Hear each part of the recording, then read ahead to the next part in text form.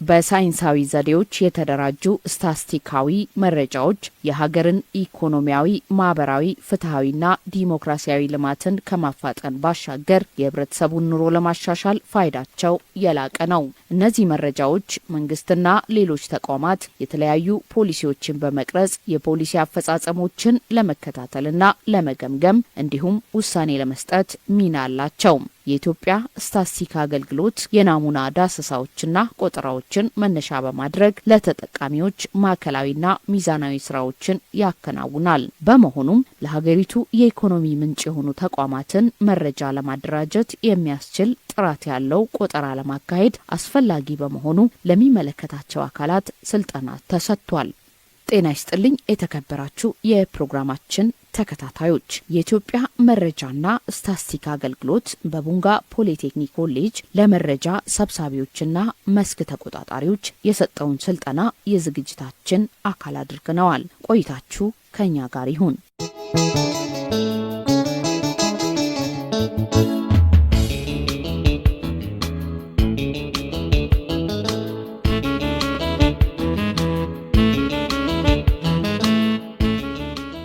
ሀገራዊ የኢኮኖሚ ድርጅቶችን ቆጠራ ለማካሄድ በ54 የስልጠና ማዕከላት የተሰጠ ሲሆን የስልጠናው ዓላማ ለመጀመሪያ ጊዜ የሚካሄደውን ሀገራዊ የኢኮኖሚ ድርጅቶች ቆጠራ ላይ ይሆናል። ኢትዮጵያ ኢኮኖሚክ ድርጅቶች ቆጠራ ለሀገራዊ ያለው ፋይዳ በጣም ከፍተኛ ነው። ከ21 ዓመት በፊት የተሰራ ነው ይሄ ስራ። ከ21 ዓመት በፊት ቢሰራም አንድ መረጃ ጊዜ ገደብ አለው፣ ያረጃል፣ ኤክስፓየር ያረጋልና በዛ ተንተርሰን ነው እንትኖች ፖሊሲዎችን የሀገር ልማት እቅዶችን የምናወጣውና ከ21 ዓመት በፊት የተሰራውም ፌል ያደረገ ወይንም ውድቅ የሆነ መረጃ ነበረ። በተለያዩ በቴክኒክ በተለያዩ ምክንያቶች ፌል አድርጎ ነበር የዚህ ኢኮኖሚክ ድርጅቶች ቆጠራ።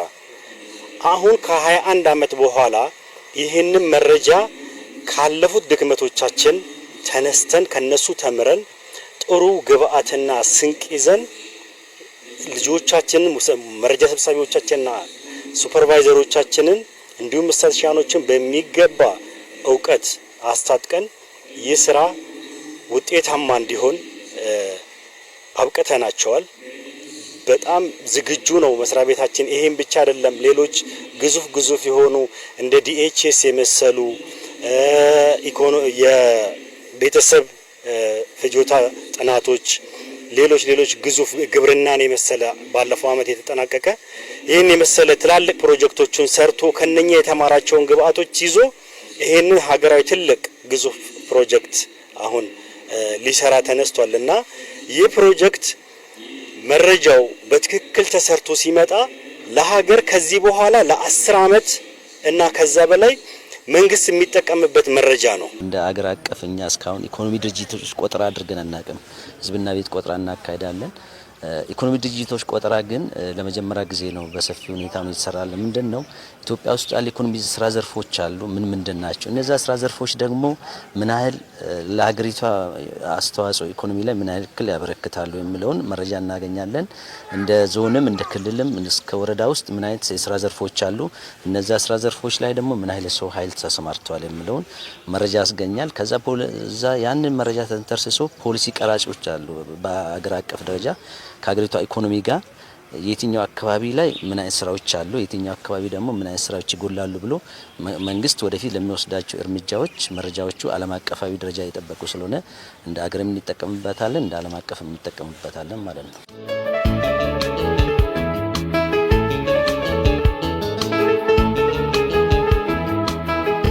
2018 ለሚካሄደው በኢትዮጵያ ውስጥ የሚገኙ የኢኮኖሚ ድርጅቶች ቆጠራ በአገሪቱ ውስጥ ያሉ የኢኮኖሚ ድርጅቶችን ምደባ እና ልየታ ለማካሄድ የግድ ቆጠራው መካሄድ ስላለበት በሁሉም ከተማና ገጠር ቀበሌዎች መረጃ ሰብሳቢዎች ተመድበው በተመረጡ ቆጠራ ቦታዎች እንዲሁም በከተማ ቦንጋ ከተማ ላይ ሙሉ ለሙሉ ወጥ በሆነ መልኩ ማለት ነው ምንም ቦታ ሳይቀር ምንም ቀበሌ መንደር ሳይቀር ሙሉ ምዝገባ በማካሄድ የሚሰራ ሲሆን በገጠር አካባቢ ደግሞ ያሉ ቀበሌዎች ሳምፕል ተወስዶ በተወሰደላቸው ሳምፕል መሰረት የተወሰዱት ቆጠራ ቦታዎች ምዝገባ በማካሄድ ልየታ ይደረጋል ማለት ነው። የኢኮኖሚ ድርጅቶችን የኢኮኖሚ ተቋማት ወይም ኢኮኖሚ ድርጅቶች ቆጠራ ላይ ወጣቶች የቴክኒክ ስልጠና ወስደዋል።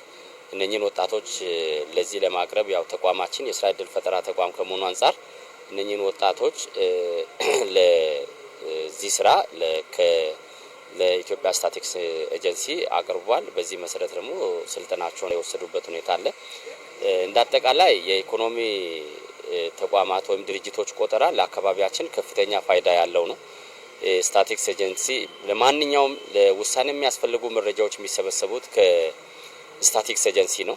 የፖለቲካ ውሳኔዎች ሊሆኑ ይችላሉ። የተለያዩ የመሰረተ ልማት ዝርጋታ፣ የተለያዩ ሁኔታዎች የሚወሰኑት ከስታቲክስ ኤጀንሲ በሚገኝ መረጃ ነውና ይህ መረጃ እንግዲህ ለእንደዚህ አይነት ሀገራዊ ውሳኔዎችን ለማስተላለፍ የሀገራዊ የፖሊሲ ለውጥ ጥናት ለማድረግ የመሰረተ ልማት ስርጭቶችን የኢኮኖሚ ስርጭቶችን ውሳኔ ለማስተላለፍ የሚጠቅም መረጃ ነው ማለት ነው። በእነኚህ ወጣቶች የሚሰበሰበው ይሄ መረጃ ሲሰበሰብ እንግዲህ ለአካባቢያችን እጅግ በጣም ከፍተኛ ፋይዳ ያለ መረጃ ነው የሚሰበሰበው። ምን ደረጃ ላይ ነው ያለ ነው የኢኮኖሚ ስርጭታችን የኢኮኖሚ ተቋማት ዲስትሪቢዩሽኑ በመንግስት በግለሰብ ደረጃ ምን ይመስላል የሚለውን ነገር ትክክለኛ መረጃ ተሰብስቦ ለሀገራዊ ውሳኔዎች የሚጠቅም መረጃ የሚሰበሰብበት ነው። ይሄንን እንግዲህ የስልጠና ሂደቱን ስንመለከት ከመነሻው ጀምሮ ይሄን ስልጠና ለአካባቢያችን ያለውን ፋይዳ በማወቅ ሌሎች አካባቢዎች ላይ ያለውንም የሌለውንም የተለያዩ መስፈርቶችን አጠጋግቶ በማሟላት የአካባቢያችን መረጃ ለአካባቢው ዜጎች በሚጠቅም ሁኔታ ዜጎች ያደራጃሉ ወይም መረጃ ሰብሳቢዎች አደራጅተው አካባቢያቸውን ይጠቅማሉ። ስለዚህ እነኚህ ወጣቶች ደግሞ በቅንነት በታማኝነት በተቀመጠው ዲሲፕሊን መሰረት መረጃውን በመሰብሰብ ለተፈለገው ዓላማ እንዲያውሉና ከስነ ምግባር ጥሰት ወጥተው ስራውን እንዲሰሩ ለማድረግ ስልጠና ተሰጥቷቸዋል።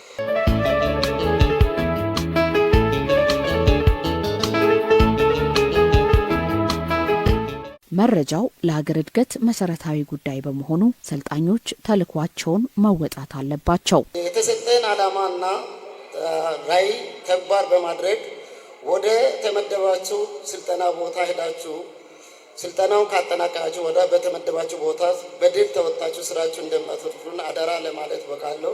በሰለጠኑት መሰረት ለሀገራቸው የሚሆነውን ብሎም አካባቢያቸውን፣ ወረዳቸውን፣ ዞናቸውን የሚወክል መረጃ ነው የሚፈልገው።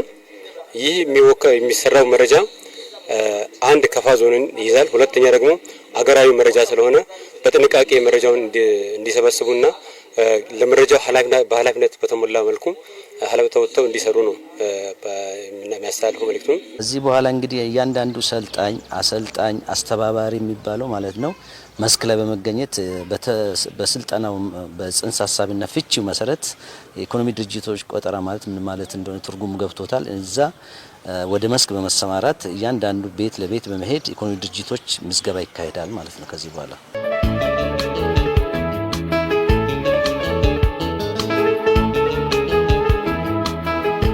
ሰልጣኞች ለስልጠናው የሚመጥን እውቀትና የሰነቁ እንደሆነም ተጠቁሟል። ኢኮኖሚ ድርጅቶች ቆጠራ ስንል አሁን ድርጅት ስንል አብዛኛውን ጊዜ አብዛኛው ሰው የሚረዳው ድርጅት ሲባል ትልቅ ነገር ትልቅ ድርጅት ኦር ህንጻ ኑሮት ምናምን ሊሆን ይችላል። እንደዛ ሳይሆን ማንኛውም አይነት ድርጅት ወይ ገንዘብ ማንቀሳቀስ የሚችሉ ስራዎችን ከጉሊት ስራ ሊሆን ይችላል፣ መንገድ ላይ ሻይ ቡና የሚሰሩ ሊሆኑ ይችላሉ፣ ሊስትሮ፣ እነዚህ ሁሉ ገንዘብ አንቀሳቃሽ ወይ ድርጅት አንቀሳቃሽ ተብሎ ይታያል እና እሱን ተቆጥሮ አሁን ላይ ያላቸውን ካፒታል ታይቶ ለሀገር ምጣኔ ሀብት እሱን ለማወቅ እና ጂዲፒን ለማወቅ የሚረዳ እንደሆነ ተረድቻለሁ ከስልጠናው ላይ። ያው ማህበረሰቡ ይሄን ተልዕኮ ወይም የመንግስትን ተልዕኮ ታሳቢ አድርጎ እንዲተባበረን በአክብሮት እጠይቃለሁኝ። መንግስት የኢኮኖሚ ደረጃዎችን ለማወቅ ነው። ለምሳሌ አሁን ከተማ አካባቢ ምን አይነት ኢኮኖሚ ደረጃ አለ፣ በገጠር ላይ ያሉ የኢኮኖሚ ደረጃዎች ምን ደረጃ ላይ አለ፣ እሱን አጥንቶ የኢኮኖሚ በኢትዮጵያ ውስጥ ያሉ ኢኮኖሚ እድገቶችን ደረጃ ለማወቅ ነው ይህን ስራ እንዲሰራ ያደረገው ነው። ስልጠናውን እንደተከታተልኩ ይህን ስልጠናው በጣም አሪፍ ነው። ተከታትለናል። እንዴት ከዚህ ወጥተን ስራዎችን እንዴት እንደምንሰራ እዛ ህብረተሰቡ ጋር ደግሞ ሄደን እንዴት ሰዎቹን አግባብተን መረጃ እንዴት እንደምናገኝ ቴክኒካሊ ተጠቅመን መረጃ ሰዎቹ እንዲሰጡን ተምረናል። ስልጠናው በጣም አሪፍ ነው።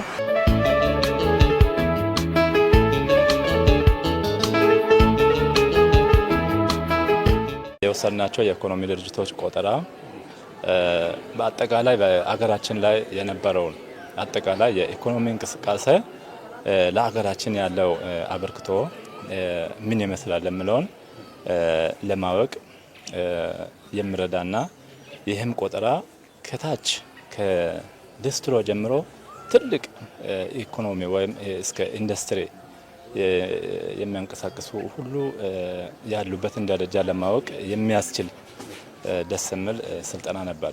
ኢዲጎ ጥናት መጥቶልናል። ለዛ ደግሞ ጥናቱን መንግስት አስፈላጊውን ትኩረት በመስጠት ስልጠናውን በትኩረት ተሰጥቶን በቦንጋ ፖሊቴክኒክ ስልጠና ቦታ ሲደረግ በጥሞናና በሚገባ ሁኔታ ሰልጣኞቹ በተከታታይ በሚገባው ስልጠናውን ሲያከናውኑ ከርመዋል። ስልጠና ሂደት እንግዲህ ከመስከረም 5 2018 ጀምሮ ተካሂደዋል።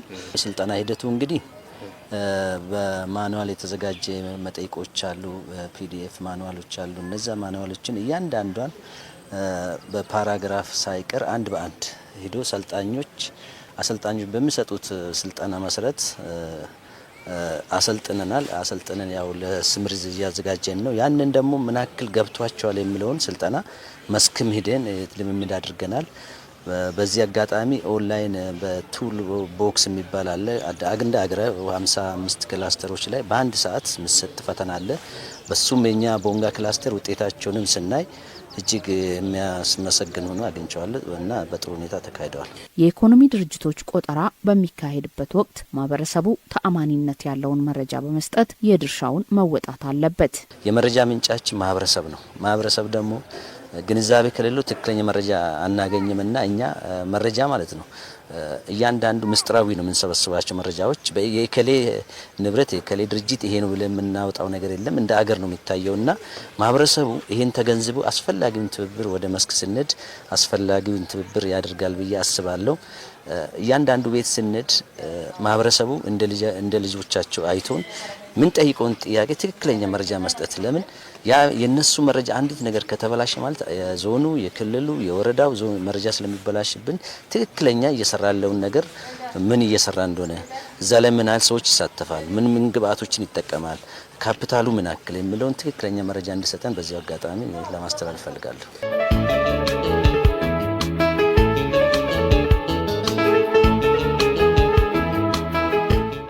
ወደ ታች ሲወርዱ እንግዲህ እነኚህ ልጆች ወይም ወጣቶች ብቻቸውን አይደለም። ኦሬዲ ከስራ እድል ፈጠራ አንጻር ቀጥታ ከኛ ጋር የሚገናኘው ነገር አለ። ከዛም ባሻገር እነኚህ ወጣቶች በራሳቸው ብቻውን አይደለም መረጃ የሚሰበስቡት። የአካባቢ አስተዳደር መዋቅሮችን በማስተባበር የጸጥታ አካላትን በየደረጃ ያሉ የመንግስት አመራሮችን ባስተባበረ መልክ የሚሰበስቡት መረጃ ስለሆነ መረጃው ሰጪ ክፍል በቅንነት ትክክለኛውን መረጃ ለወጣቶቹ እንዲሰጥ በዚህ አጋጣሚ ጥሪ ያቀርባለሁ።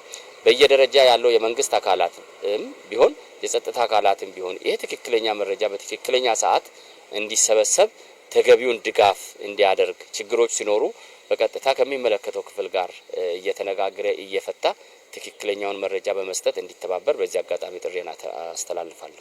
አሁን የሚሰማራውን የሰው ኃይል ተቀብሎ የቦንጋ ከተማ ነዋሪም ቢሆን እንዲሁም ሌሎችም በከፋ ዞን ውስጥ የሚገኙ እንዲሁም እንደ ሀገር ስለሆነ ጥናቱ የሚካሄደው በየትኛውም አካባቢ ላይ ለሚሰማራ የኢትዮጵያ ስታቲስቲክስ መረጃ ሰብሳቢ ትክክለኛውን መረጃ በመስጠት ትብብር እንዲያደርግ እየጠየቀን እንዲሁም ምንም አይነት ቻሌንጅ እንዳያጋጥማቸው ከክልል አንስቶ እስከ ቀበሌ ድረስ የሚዋቀር ቲም ስላለ በዛ ቲም አማካኝነት ችግሮች የሚፈቱ ይሆናል ብለን እናስባለን። በሳይንሳዊ ዘዴዎች የተሰበሰቡ መረጃዎች የሀገርን ኢኮኖሚያዊና ዲሞክራሲያዊ ልማት ለማፋጠን ሚናቸው የጎላ በመሆኑ የኢኮኖሚ ድርጅቶች ቆጠራ በሚካሄድበት ወቅት በየደረጃው የሚገኙ አካላት ድርሻቸውን ሊወጡ ይገባል። ጤና ይስጥልኝ።